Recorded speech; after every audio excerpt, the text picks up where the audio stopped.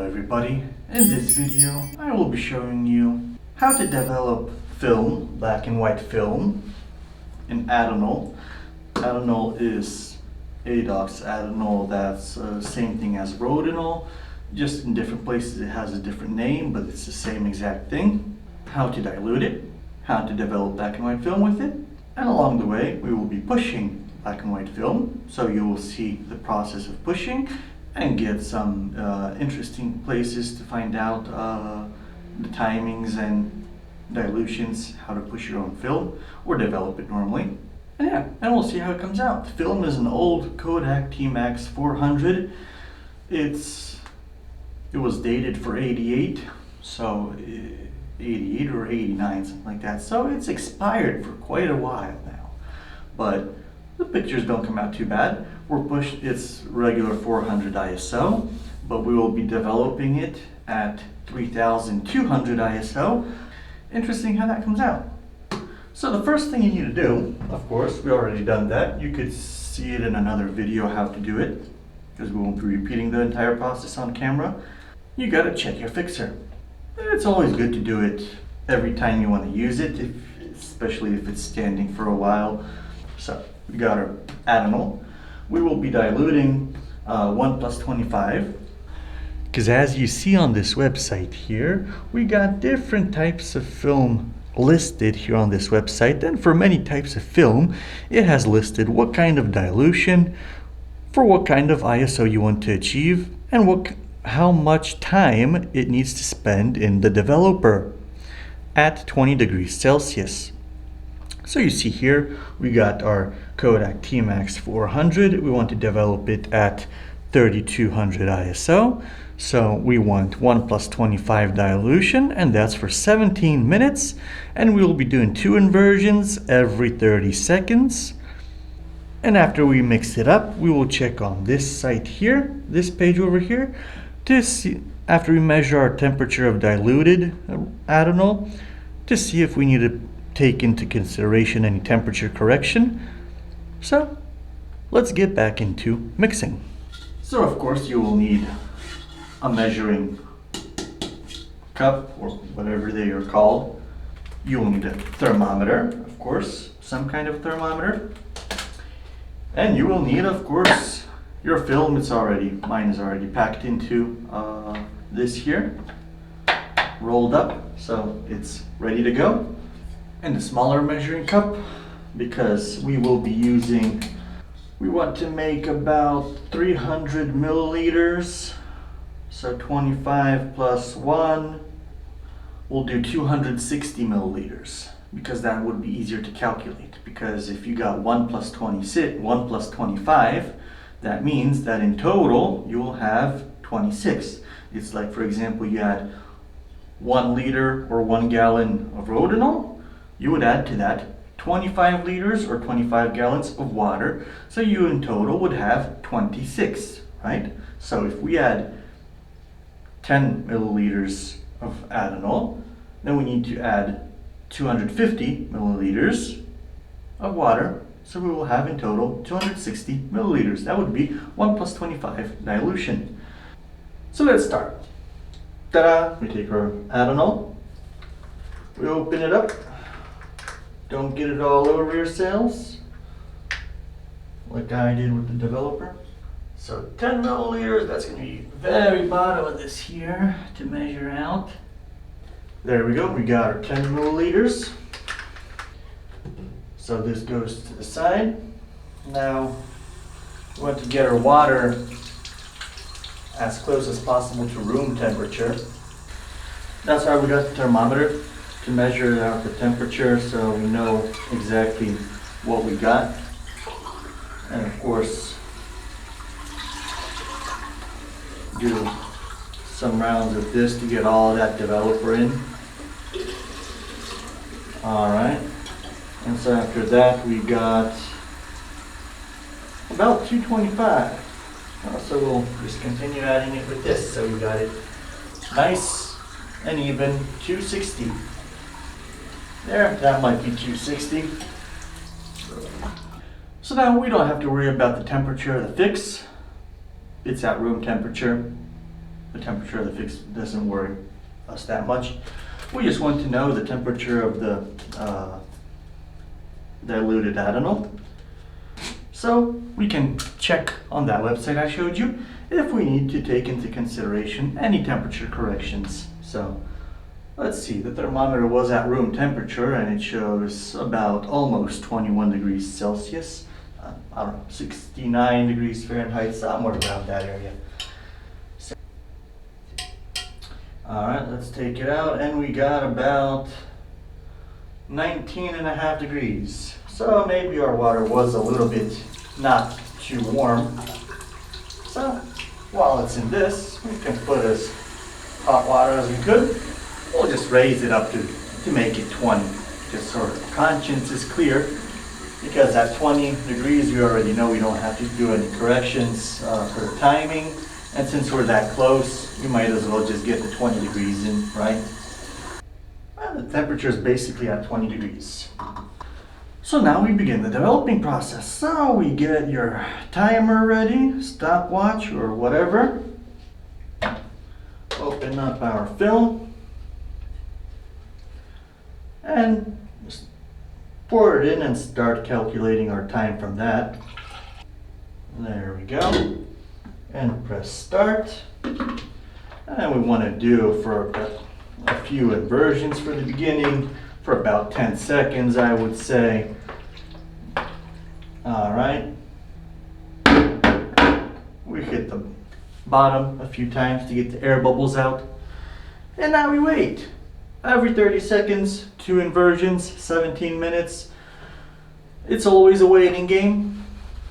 If I would have one day a roller developer, that would be easier because I just walk away and it's just rolling around getting developed. So we got our first 30 seconds in.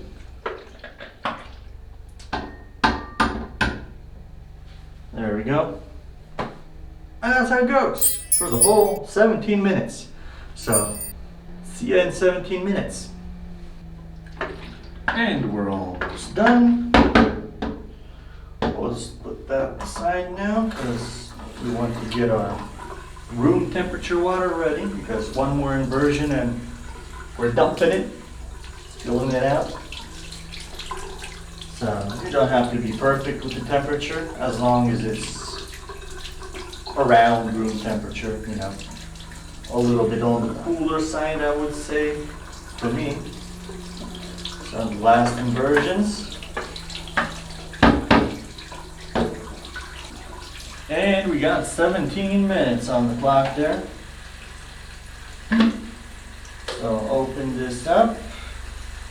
And we got our quite dark water coming out. Well, developer from all that developer inside. In the film. So of course we gotta wash it before we do the fixed bath. Unless you've got a stop bath in between, then you could use the stop and then the fixer. But why spend money on the stop bath and then contaminate your fixer with other chemicals when you can just wash it with water and then do the fixer, so there is no contamination going into your fixer, lives a longer life. And you can as well close it and do a few inversions to get it nicely washed out. Alright, we can turn off the water for now. Nicely washed because we will be keeping our fixer. So now let's add the fixer. It cleared our test strip in about 30 seconds, but we'll keep it in here for about 3 or 4 minutes. You don't have to worry about, I don't think you can ever fix your film for too long, because all it does, I think, is it just washes off the unused chemicals remaining on the film. Alright, so we're over 3 minutes now. Let's open up our container with the fixer to add it all back in there, because this part, you could reuse multiple times until it goes bad. You can watch my other video to see how to test your fixer, so you know if it's still good. There we go. And now wash the film. Washing should also be about 4 to 5 minutes, so you get a nice, perfect wash. You can open your container at this time because the whole process is already done. Just the washing part is left over, so it's easier to wash it out like this. You can spin it around better, move it up and down to get the water in between the sheets there of your film. And so our film is done. Can't wait to see what we got there, if we got anything at all on film. So if you're a subscriber, you could have already seen the effects of what photos came out when we recorded, when we were taking them. There will be already ready photos in that video, because of course this video came out later. But if you didn't, you'll see at the end of this video how the photos came out. So we got these clips here for film. There is a gray one and a black one. The gray one goes on top to hang the film. The black one is heavier. It goes on the bottom to pull the film down so it dries and stays straight. So these are, I think, Patterson. Yep, they're Patterson clips as well. So very good purchase for them. So let's see now what we got in our experimentation.